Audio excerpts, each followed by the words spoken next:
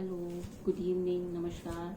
मैं I am Anjali Sharma, associate professor philosophy in government arts college Kota. हमारा मैं ये जो मेरा वीडियो अपलोड कर रही हूँ ये उसके सक्सेशन में ही है जो इसके पहले मैंने वीडियो अपलोड करा था। और इनफैक्ट ये जो भी मेरे लेक्चर्स हैं वो कोटा यूनिवर्सिटी के थर्ड ईयर स्टूडेंट्स के जो कोर्स है उस कोर्स के पर्सपेक्टिव में मैं ये अपने लेक्चर्स अपलोड कर रही हूँ। तो जैसे फर्स्ट लेक्चर में जो है मैंने बताया था कि सांख्य दर्शन का आपको परिचय, उस पर हमने दो अपने वीडियोस अपलोड करे हैं। तो सामान्य परिचय से आप सभी लोग अवगत हो गए होंगे। और उसमें जैसे हमने डिस्कस करा था कि बेसिकली सांख्य दो तत्वों को स्वीकार करता है, प्रकृति को स्वीकार करता है, पुरुष को स्वीकार करता है, और दोनों तत्वों को नित्य तत्व के रूप में उन्होंने स्वीकार करा है। अब मैंने जो अपना सेकेंड लेक्चर जो कंक्लूड करा था वहाँ मैंने आपको ये जिक्र करा था, ये आपको बताया था कि सांख्य जो है वो कारण और कार्य में तादात्म्य स्वीकार करता है, identity between cause and effect. अर्थात सांख्य दर्शन जो है ये स्वीकार करता है कि कार्य कारण से अभिन्न है। और ये भी मैंने वहाँ पे डिस्कस करा था कि जो इस जड़ जगत के कारण के रूप में वहाँ जो तत्व स्वीकार करा गया है वो प्रकृति को स्वीकार करा गया है, और जिसको नित्य तत्व के रूप में स्वीकार करा गया है, जिसको अव्यक्त कहा गया है, प्रधान कहा गया है, और मूल तत्व के रूप में स्वीकार उसको करा गया है। अब और वहीं पे मैंने ये भी बताया था कि हम सबसे पहले जो है आप लोग अपना ये सिलेबस में देखेंगे तो सबसे पहले इनफैक्ट जो हम लोगों को डिस्कस करना है वो लॉजिकली तो हमारा त्रिविध दुख का कॉन्सेप्ट है। अब त्रिविध दुख के कॉन्सेप्ट पे हम आते कैसे हैं कि एक्चुअली क्या है, जैसे अब ये मैं मान के चलती हूँ क्योंकि थर्ड ईयर के आप लोग स्टूडेंट्स हैं और हम दर्शन का सामान्य जो डिस्कशन होता है वो हमारा जब भी आपकी क्लासेस बिगिन होती हैं तो हम कर लेते हैं। तो मोक्ष के कॉन्सेप्ट से अपन सब लोग ही परिचित हैं कि जितने भी आस्तिक दर्शन हैं इंडियन फिलोसफी के, भारतीय दर्शन के, वो मोक्ष की स्थिति को जस्टिफाई करते हैं, मोक्ष के आइडियल, मोक्ष के आदर्श को स्वीकार करते हैं। और मोक्ष जैसा कि हम सब को मालूम है कि हम कैसे उसको परिभाषित करते हैं, कैसे डिफाइन करते हैं, या actually what the concept stands for, कि क्या मोक्ष का अर्थ क्या होता है, तात्पर्य क्या होता है। तो उसमें यह है दुखों से निवृत्ति की जो अवस्था है उसको मोक्ष स्वीकार करा गया है। अब यहाँ पे चूंकि सांख्य दर्शन जो है वो तीन प्रकार के दुखों का डिमार्केशन करता है, आध्यात्मिक मानता है, आदि भौतिक मानता है और आदि दैविक दुख मानता है। तो इसलिए यहाँ पे जो हमारा कॉन्सेप्ट आ जाता है, जो आपके कोर्स में फर्स्ट कॉन्सेप्ट दे रखा है वो त्रिविध दुख दे रखा है। तो वहाँ पे हमको ये वाले दुखों का वर्णन करना है और उससे किस प्रकार से मुक्ति प्राप्त होती है ये सारा वहाँ पे विवेचना होगी। लेकिन सबसे पहले एक मतलब मेरे पर्सनली मैं ये फील करती हूँ कि हमको प्रकृति क्योंकि उन्होंने इन तत्वों के इर्द गिर्द सारा डिस्कशन उनका घूमता है, प्रकृति और पुरुष के, तो इनको बेसिकली समझना बहुत आवश्यक है। तो स्पेशली जो प्रकृति का कॉन्सेप्ट है, तो प्रकृति को एक तो हमें ये बिल्कुल क्लियर रखना अपने दिमाग में, we should be clear in our mind कि प्रकृति बहुत ही सूक्ष्म तत्व के रूप में सांख्य दर्शन में स्वीकार करी गई है।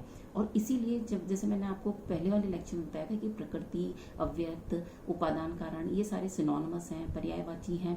तो वहाँ पे अव्यक्त उसको क्यों कहा गया है प्रकृति को? क्योंकि हम इसको प्रत्यक्ष नहीं कर सकते, इसका परसेप्शन नहीं कर सकते। ये तो जो सांख्य दर्शन के अनुसार अनुमान के आधार पर हम प्रकृति को स्थापित करते हैं।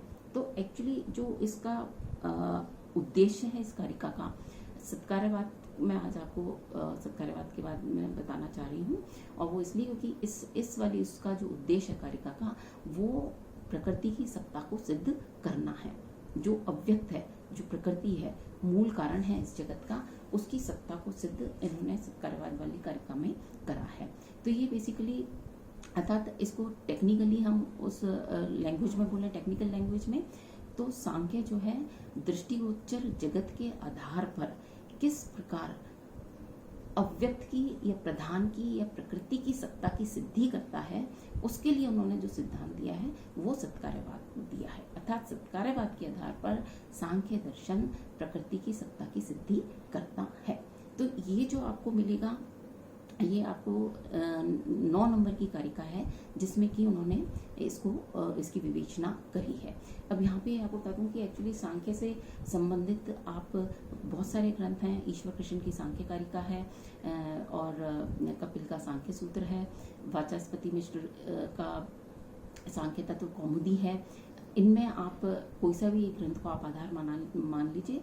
और वैसे एक रामकृष्ण आचार्य का है पुस्तक, वो अवेलेबल भी होती है और उसमें भी आपको जो डिस्कशन है वो ग्राह्य है और आपको समझ में आएगा, आप वो भी उसको भी आधार बना सकते हैं। लेकिन जहाँ पे भी आप कारिका आप किसी भी पुस्तक में देखेंगे तो कारिका तो वो ही रहेगी। जैसे सत्कार्यवाद अगर 9 नंबर की कारिका में, तो वो आप कोई भी अपनी पुस्तक से पढ़ेंगे, क्योंकि दर्शन में थोड़ी सी पुस्तकों की अवेलेबिलिटी की समस्या रहती है, तो वहाँ पे आपको इसमें ही ये डिस्कशन मिलेगा।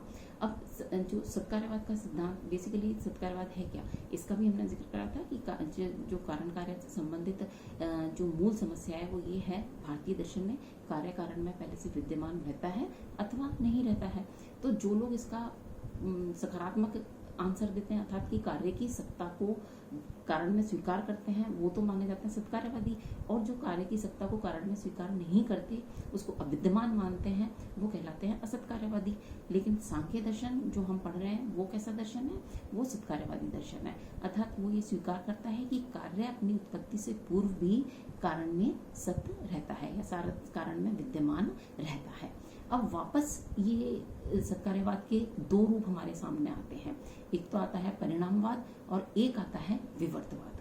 अब ये भी आप लोगों को इसलिए ये, क्योंकि जैसे इसको आपको बिल्कुल क्लियर होना चाहिए इन परिणामवाद और विवर्तवाद, क्योंकि सांख्य जो है वो सत्कार्यवाद, परिणामवाद फॉर्म ऑफ सत्कार्यवाद में विश्वास करते हैं।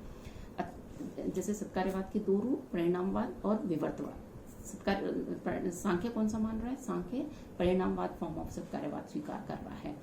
और इसको फिर वापस आपको इसकी डेफिनेशंस पता होनी चाहिए, परिणामवाद की और विवर्तवाद की, क्योंकि आपका जो कोटा यूनिवर्सिटी का जो क्वेश्चन पेपर आता है उसमें जैसे जो फर्स्ट क्वेश्चन होता है वो होता है 10 क्वेश्चन आते हैं और एक नंबर के होते हैं। उसमें हमें 20 शब्दों में प्रत्ययों को, कॉन्सेप्ट्स को, दार्शनिक प्रत्ययों को परिभाषित करना होता है। तो उस दृष्टि से ये आपको ये मालूम होना चाहिए कि सत्कार्यवाद क्या है, असत्कार्यवाद क्या है, परिणामवाद क्या है और विवर्तवाद क्या है। तो सत्कार्यवाद असत्कार्यवाद तो अपन डिस्कस कर ही चुके हैं कि जो कार्य की को मानते हैं कि it's a fresh creation, it's a new beginning, नई उत्पत्ति है, वो असत्कार्यवादी कहलाते हैं, जैसे न्याय दर्शन आदि है। लेकिन सांख्य परिणामवाद को मानता है। तो परिणामवाद का तात्पर्य क्या होता है कि कार्य जो है जब कारण से उत्पन्न होता है तो कारण का सचमुच में रूपांतरण होता है, अर्थात कार्य कारण का वास्तविक रूपांतरण है, ये परिणामवाद है।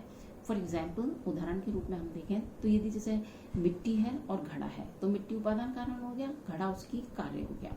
तो मिट्टी जो है, जब घड़े की उत्पत्ति होती है तो मिट्टी जो है वास्तविक रूप से रूपांतरण होता है उसका घड़े के रूप में, तो इसको हम परिणामवाद कहते हैं। और दूसरा जो हमारा था सत्कार्यवाद का प्रकार, वो था विवर्तवाद।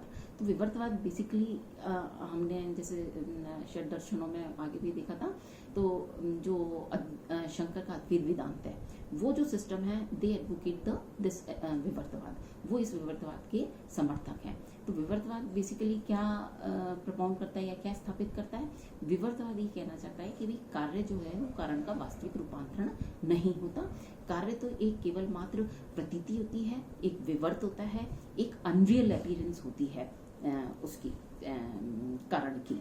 और जैसे कि उन्होंने जो इसको विवर्तवाद को समझाने के लिए जो एग्जाम्पल दिया है, तो वो बहुत ही कॉमन एग्जाम्पल है कि वो जैसे वो कहते हैं कि भाई हमें कई बार रस्सी में सांप का भ्रम होता है, तो जो सांप रस्सी जो है वो वास्तविक रूप से सांप में परिवर्तित नहीं होती। तो सांप क्या हुआ, सांप इज मेरली अ विवर्त, एक अनरियल ट्रांसफॉर्मेशन है रस्सी का, एक कहना चाहिए प्रतीति मात्र है। तो ये जो थ्योरी है ये विवर्तवाद कहलाती है, जो उनकी बेसिकली आप देखेंगे तो जो उनकी बेसिक मेटाफिजिकल पोजीशन है अद्वैत वेदांत की, कि जिसमें कि वो ब्रह्म को सत्य मानते हैं और जगत को मिथ्या स्वीकार करते हैं। तो वहाँ पे वो ये बताना चाहते हैं कि चूंकि ब्रह्म नित्य तत्व है, तो वो तो नित्य, और ये भी हमने फर्स्ट लेक्चर में दिखाया था कि नित्य by definition means which can not change, जिसमें कोई परिवर्तन नहीं हो सकता। तो चूंकि ब्रह्म जो है वो नित्य तत्व है, तो वो उसमें परिवर्तन नहीं हो सकता। तो इसमें जो भी हमें परिवर्तन परिलक्षित हो रहा है, अर्थात ये जगत आदि, ये सब उसका विवर्त है, एक उसका प्रतीति है, एक उसकी अनरियल ट्रांसफॉर्मेशन है। तो ये जो है ये विवर्तवाद कहलाता है। अब हमारा जो उद्देश्य है यहाँ पे, वो सांख्य के का जो सत्कार्यवाद है, कि किस प्रकार से वो सत्कार्यवाद के आधार पर ये भी जो हमने डिस्कस करा है, ये भी it's also a part of that discussion only. Initially आपको भी किताबों में यही डिस्कशन मिलेगा। और सेकेंडली अब प्रिसाइजली हम देखें तो हम देखें कि भाई सांख्य जो है वो सत्कार्यवाद को स्थापित कैसे कर रहा है। तो नवी वाली जो कारिका है वो क्या कहना क्या चाहती है, तो जैसे हम उसको सूत्र फॉर्म में आप उसको पढ़ेंगे, फिर आप उसको एनालाइज करेंगे, और वहाँ पे आप पाएंगे कि वहाँ उन्होंने जो सूत्र दिया है वो एक्चुअली क्या है, हेतु हैं जिनके आधार पर सांख्य सत्कार्यवाद को स्थापित करता है। जैसे जो पूरी अगर सूत्र कारिका अपन पढ़ें तो ये जैसे बहुत इम्पोर्टेंट कारिका है, तो ये आपको स्मरण भी हो जाए तो अच्छी बात है। जैसे असद अकरणात् उपादान ग्रहणात् सर्वसंभव भवात् शक्तिस्य शक्य कारणात् कारण भवच्च और सत्य कार्यम, ये पूरी कारिका वहाँ पे डिस्कस करी गई है। अब हम इसको एनालाइज करते हैं। तो पहला आता है जैसे असदकरण, ये सारे हेतु हैं। तो पहला जो हेतु आता है वो आता है असदकरण, अर्थात जो असत है, यह जो अविद्यमान है, उसकी उत्पत्ति नहीं हो सकती। हम ये असत्कार्यवाद के द्वारा क्या स्थापित, ये थोड़ा सा आपको जो है थोड़ा इसमें आपको पेशेंस रखनी पड़ेगी, क्योंकि एक्चुअली जितने भी हेतु हैं उसमें वो सिद्ध करना चाह रहे हैं कि ये जो दृष्टिगोचर जगत है, ये अव्यक्त अवस्था में जो मूल तत्व है प्रकृति उसमें विद्यमान है। तो अब जितने भी इन्होंने हेतु दिए हैं उनमें आपको ओवरलैपिंग लगेगी। हालांकि फिर ध्यान से हम देखते हैं, उस पर रिफ्लेक्ट करते हैं, तो अपन को डिफरेंस जो है वो क्लियर हो जाता है। और थोड़ा सा आपको इनिशियली हो सकता है थोड़ा सा कंफ्यूजन लगे, क्योंकि सबका जो ध्येय सारे हेतुओं का वो ये सिद्ध करना है, कार्य की कारण से अभिन्नता को सिद्ध करना है, कार्य की को कारण में पहले से विद्यमान रहता है, ये सिद्ध करना है। तो सबका कॉमन जो उसका उद्देश्य है वो यही है सारे हेतुओं का। तो जैसे असदकरण, पहला हम अगर हेतु लेते हैं तो वो है असदकरण, अर्थात वो क्या स्थापित करना चाहता है कि जो असत है, जो अविद्यमान है, वो उसको किसी प्रकार से उत्पन्न नहीं किया जा सकता। तो यहाँ पे वापस ये थोड़ी आपको टर्मिनोलॉजीज क्लियर होनी चाहिए कि जैसे असत और सत, मतलब अनरियल एंड रियल। तो मतलब सत्य जो है वो तो हमेशा दैट विच एग्जिस्ट इज सत्य, वो रियल है, और जो एग्जिस्ट नहीं करता वो उसको हम अनरियल कहेंगे, असत कहेंगे। तो ये क्या असत अकरणात् में क्या कहना चाह रहे हैं, जो असत है, जो अविद्यमान है, उसकी उत्पत्ति ना होने के कारण, है ना। तो असत अकरणात् उपादान, दूसरा वाला हेतु जो हो गया वो हो गया उपादान ग्रहणात्। तो उपादान ग्रहणात् से यहाँ मतलब क्या है, उपादान का मतलब मैंने बताया था मटीरियल को, उसको यहाँ पे उपादान कारण कहा जाता है। तो किसी विशिष्ट कार्य की उत्पत्ति के लिए हम विशिष्ट कारण को चुनने के कारण, अर्थात जैसे यदि हमको घड़ा उत्पन्न करना है तो हम मिट्टी को चूज करते हैं या उसको ग्रहण करते हैं। तो ये असत अकरणात् उपादान ग्रहणात्। फिर तीसरा जो हेतु है वो है सर्वसंभवा भवात्, अर्थात सभी कारणों से सभी कार्यों की उत्पत्ति ना होने के कारण। तो ये एक तरह से वही बात हुई कि हमको अगर कोई विशिष्ट कार्य चाहिए तो हम विशिष्ट कारण को ही चूज करते हैं। तो ये जो सर्वसंभववाद का तात्पर्य क्या हुआ कि सभी कारणों से सभी कार्यों की उत्पत्ति ना होने के कारण। फिर नेक्स्ट जो उनका हेतु है वो है शक्त से शाक्य कारणात्। तो शक्त से, देखो शक्त का मतलब क्या हुआ कि समर्थ होने के कारण, अर्थात किसी विशिष्ट कार्य को उत्पन्न करने में समर्थ होने के कारण। फिर है शक्त से शाक्य करणात्। तो शाक्य करणात् का क्या मतलब हुआ कि किसी विशिष्ट कार्य को ही उत्पन्न करने की सामर्थ्य होने के कारण, अर्थात किसी कारण में जिस कार्य को उत्पन्न करने की क्षमता है, शक्ति है, वो उसी कार्य को उत्पन्न करता है। तो ये हो गई शक्य करणात्। और कारण भावात्, अर्थात कार्य का कारण से अभिन्नता, कार्य जो है वो कारण से अभिन्न होने के कारण। तो ये क्या सिद्ध करते हैं कि जो कार्य है वो कारण में पहले से ही अव्यक्त अवस्था में विद्यमान होता है या अव्यक्त अवस्था में मौजूद होता है। तो अर्थात क्या हुआ कि कार्य जो है, जो हम बार बार कहते हैं कि कारण कार्य में तादाद में है, तो इन सबको कहने का तात्पर्य क्या है कि कार्य जो है वो कारण रूप से सत है, या कार्य जो है वो कारण में पहले से अव्यक्त अवस्था में विद्यमान रहता है। तो ये तो इनफैक्ट हमने क्या करा है कि जो जो जो कारिका है उसकी एक तरह से हमने एक एनालिसिस करी है, उसकी विवेचना करी है, जो उसमें हेतु प्रतिपादित करे हैं इसकी सत्कारवाद की सिद्धि के लिए, उनको एक तरह से उनका मीनिंग या उनके अर्थ को हमने एनालाइज करा है। अब हम अपना नेक्स्ट लेक्चर जो होगा उसमें इन प्रत्येक हेतु को एक एक करके और उसको और डिटेल में हम एनालाइज करेंगे, तो हमारी अंडरस्टैंडिंग रिगार्डिंग द सत्कार्यवाद will be I think it will be more clear. Thank you.